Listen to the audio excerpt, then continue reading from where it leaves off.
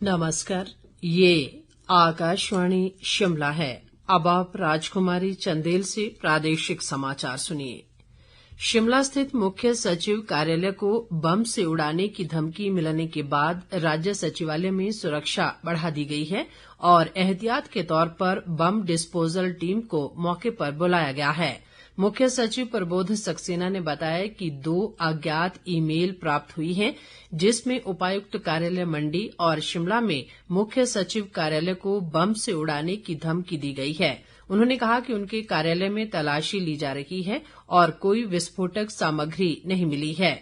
मुख्य सचिव ने कहा है कि घबराने की कोई जरूरत नहीं है और ईमेल भेजने वाले की जानकारी जुटाने में केंद्रीय एजेंसियों का भी सहयोग लिया जाएगा। 2 ईमेल प्राप्त, उनकी एक ही भाषा है, एक डीसी मंडी को थी और एक चीफ सेक्रेटरी। उन्होंने मुख्य सचिव कार्यालय की बात कही है, लेकिन मुख्य सचिव कार्यालय भी सचिवालय में ही है। हम लोगों ने कल इस पे पूरी कार्रवाई की। डीसी ऑफिस मंडी पूरा खाली कराया गया, उसका पूरा सैनिटाइजेशन हुआ और कल शाम मेरे दफ्तर का भी सैनिटाइजेशन हुआ है। तो कोई ऐसी संदिग्ध चीज तो नहीं मिली है, लेकिन तब भी हम लोग पूर्णतः सचेत हैं। मैं लोगों से ये कहना चाहूंगा कि हम लोग प्रयास कर रहे हैं ये पता करने का कि ये मेल कहाँ से आई है, जो कि कठिन कार्य है, लेकिन उसमें अगर केंद्रीय एजेंसियों की सहायता की आवश्यकता होगी तो उनसे भी हम संपर्क करेंगे। अभी हम लोग पूर्णतः सचेत हैं और निश्चिंत हैं। जनता से मेरा ये अनुरोध है कि किसी प्रकार का कोई पैनिक की आवश्यकता नहीं। उद्योग मंत्री हर्षवर्धन चौहान ने कहा है कि प्रदेश सरकार ने वित्त वर्ष 2025-26 के लिए शराब के ठेकों की नीलामी से 2,850 करोड़ राजस्व जुटाने का लक्ष्य निर्धारित किया है। हर्षवर्धन चौहान ने शिमला में पत्रकारों से बातचीत करते हुए कहा कि 18 मार्च से इसकी नीलामी शुरू की गई थी, जिसमें 240 ठेके नीलाम नहीं हो पाए हैं।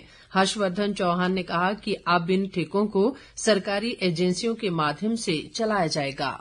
जो शराब के ठेके 5 जिलों में नहीं बिके हैं, उनको जो है बोर्ड्स एंड कॉर्पोरेशन को दिया है, जिसमें HPSIDC है, GIC जनरल इंडस्ट्री कॉर्पोरेशन है, सिविल सप्लाई कॉर्पोरेशन है, फॉरेस्ट कॉर्पोरेशन है, हिमफेड है। तो इनको कॉर्पोरेशन को किया, इन कॉर्पोरेशन ने सभी ने तैयारी कर ली है। GIC को जो है जनरल इंडस्ट्री कॉर्पोरेशन को कुल्लू जिला दिया गया है। बेसिकली ये जो ठेके हैं जो ओपन ऑक्शन में नहीं गए, ये तो सरकार ने फैसला किया कि स्टेट को जो लॉस है ये लॉस ना हो।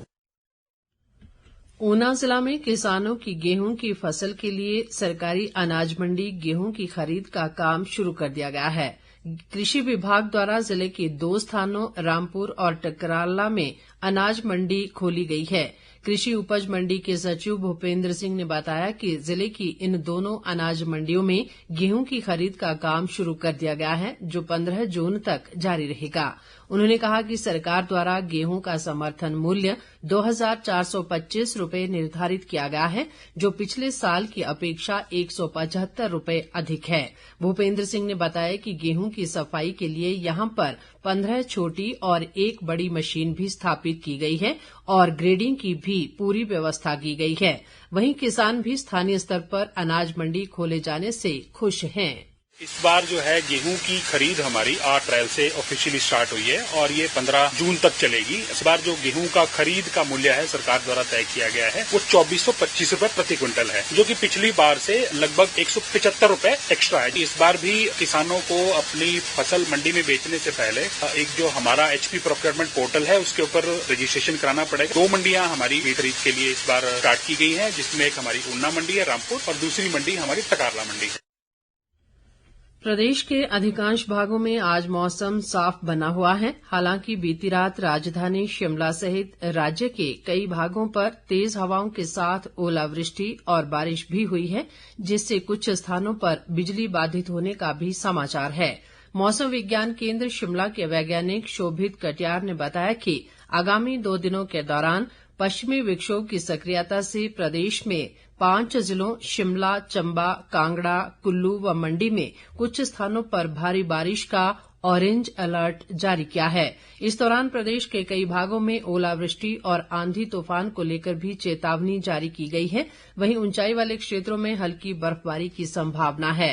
विभाग ने 21 अप्रैल तक प्रदेश में कुछ स्थानों पर बारिश व ओलावृष्टि का सिलसिला जारी रहने की संभावना जताई है।